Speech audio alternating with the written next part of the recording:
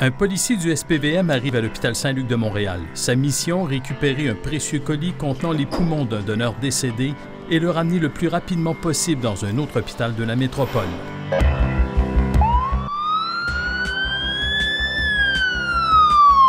Quelques minutes plus tard, il complète son trajet à l'hôpital Notre-Dame. La glacière contenant les poumons du donneur décédé à l'hôpital Saint-Luc est transportée directement en salle d'opération. Habituellement, le chirurgien qui est allé faire le prélèvement dans un autre hôpital et qui accompagne le policier transporte lui-même les organes déposés dans une glacière jusqu'en salle d'opération. Pendant que moi, je m'occupe du donneur, qui est dans un autre hôpital, mon collègue, lui, prépare le receveur, puis c'est la course contre la montre. Alors, on a entre 4 à 6 heures entre le moment que le sang n'est plus dans le poumon du donneur. Lorsque le docteur Noiseux arrive, peu avant minuit, le docteur Pasquale Ferraro et son équipe ont déjà commencé l'opération. Pour la deuxième partie de l'intervention, il va prêter main forte à ses collègues. Alors, le rôle que j'ai comme préleveur, chirurgien préleveur, c'est de m'assurer que le poumon va être en bonne qualité. Les poumons du donneur sont d'excellente qualité. Ils sont presque de la même grosseur que ceux du receveur. Comme il se doit, les groupes sanguins sont compatibles. Sur la table d'opération, un homme de 67 ans que nous ne connaissons pas encore. Il a été placé sur une liste d'attente depuis 1 an et demi. Il n'en avait plus que pour quelques jours à vivre s'il n'était pas greffé. Il souffre de fibrose pulmonaire. Tout peut arriver lors de l'intervention. Dans 15 % des cas, il y a des hémorragies. Un appareil de circulation du sang extracorporel doit alors être utilisé pour préserver le cœur et les poumons. La greffe est terminée comme telle. Le patient se porte bien. Depuis 20 ans, ils ont effectué 650 greffes pulmonaires et ils sont de plus en plus expérimentés. L'intervention a duré moins de 5 heures. Il y a quelques années, cela prenait jusqu'à 8 heures s'il n'y avait pas de complications.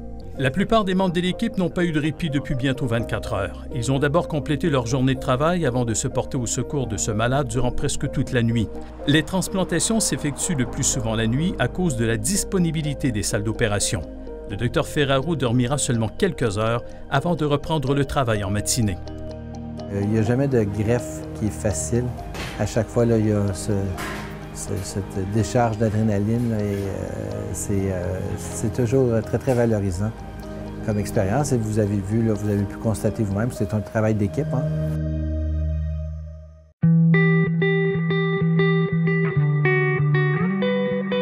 Deux semaines après la greffe, quand les risques post-opératoires sont disparus, le docteur Pasquale Ferraro nous invite à rencontrer l'homme de 67 ans qui vient de recevoir de nouveaux poumons. Monsieur Gagné? Oui. Harold Gagné? Bonjour. Marc Gagné a passé seulement 4 jours aux soins intensifs avant d'être transféré à l'unité des greffés de l'hôpital Notre-Dame. Je me vois les yeux, puis là, je dis, je suis encore en vie. Puis là, vous sentez que je respirais mieux déjà. Qui était heureux, puis il avait le plus beau sourire. C'est incroyable, son sourire, là, c'est... T'es reconnaissant? Oui, vraiment reconnaissant. Elles sont extrêmement reconnaissantes envers la famille qui a choisi de transmettre la vie en cédant à ce grand-papa de 5 petits-enfants les poumons de l'être aimé et décédé. On va pouvoir garder notre père avec nous. C'est ça que ça l'a changé. Parce qu'il n'y avait plus d'espérance de le garder avec nous sinon. Aucune. Dans nos lits, il y a 2 patients dans une situation critique qui sont à quelques jours peut-être de décéder s'ils ne reçoivent pas une transplantation pulmonaire. Il y a quelques mois, il a fait face à un nouveau défi avec ses confrères. Comment garder en vie cette jeune femme de 19 ans, Aurélie Marceau, jusqu'à ce qu'un donneur soit trouvé? Aurélie, originaire de Québec, est atteinte de fibrose kystique. Depuis l'adolescence, cette situation se détériore. Au début du mois de mai 2016, elle est admise aux soins intensifs de l'Institut universitaire de cardiologie et de pneumologie de Québec. Quelques jours plus tard, elle est intubée et placée sous ventilation assistée. J'étais étouffée. J'étais à bout de souffle. On dirait qu'on m'étripait. J'étais même pas capable de parler tellement j'étais essoufflée. À partir de là, ma fille, elle a été dans le coma. Les solutions, il n'y en avait plus. Eux nous ont dit on ne peut plus rien pour Aurélie. Aurélie est intubée. Aurélie, si on enlève le tube, Aurélie va s'éteindre tranquillement.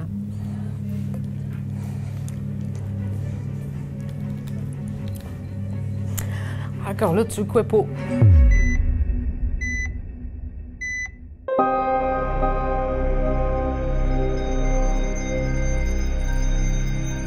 Rapidement, quand on l'a mis sur un ventilateur, elle s'est détériorée. dans les 24 heures qui ont suivi, de sorte que là, on n'était plus capable de faire fonctionner ses poumons, on n'était plus capable de l'oxygéner, de mettre de l'oxygène adéquatement, de la ventiler adéquatement. Sa capacité s'était détériorée rapidement. Elle était probablement aux alentours de 20 % à ce moment-là, avec l'infection, avec l'insuffisance rénale.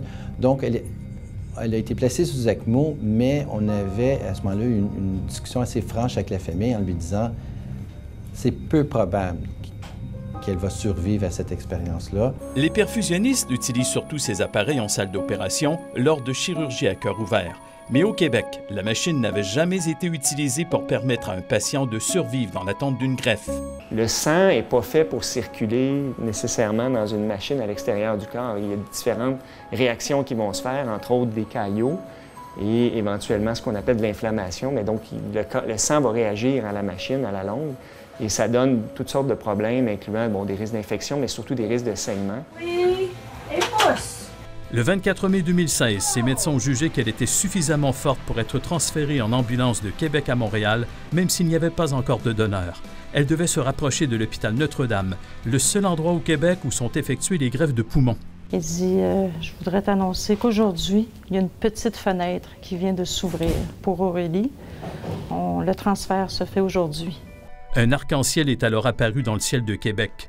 La tante d'Aurélie, qui a capté ces images, y a vu un signe encourageant. Pendant son transfert, elles ont appris qu'elle pourrait finalement être greffée. Je reçois un appel, on avait un donneur. Et le donneur était compatible, de belle qualité, la taille, l'anatomie était... Et ça concordait presque parfaitement pour Aurélie. Et c'est là où on a réalisé qu'il y avait presque eu un deuxième miracle. On pleurait. On pleurait. On savait qu'il y avait un donneur, fait que tout le long, on pleurait. Puis quand le docteur Ferrero nous l'a dit, on le croyait pas. Je sais pas, Elle a eu la force de signer un document pour consentir à la greffe et a été transportée en salle d'opération où de nouveaux poumons l'attendaient.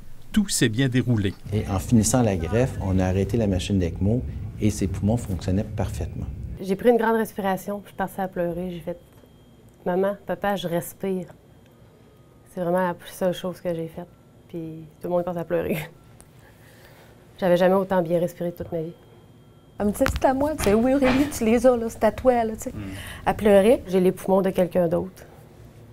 J'ai les poumons de quelqu'un d'autre qui respirait avec avant. Moi, c'est ça que je dis à ça, on est deux. Allô, allô. Ça va? Oui, oui, en forme, c'est toi. Merci. C'était radiographié avant et après la greffe. Donc, de ce côté-ci, c'est la radiographie des poumons. Et les poumons, c'est une maladie qu'on connaît bien, la fibrose kystique. Ça, c'est la radiographie qu'on a fait il y a quelques semaines, donc après la greffe. Donc, 2 poumons, 2 greffons qui sont de très, très, très belle qualité. Évidemment, quand on greffe quelqu'un comme Aurélie qui a 19 ans, c'est spectaculaire parce que le potentiel chez quelqu'un comme ça, il n'y a aucune limite, là.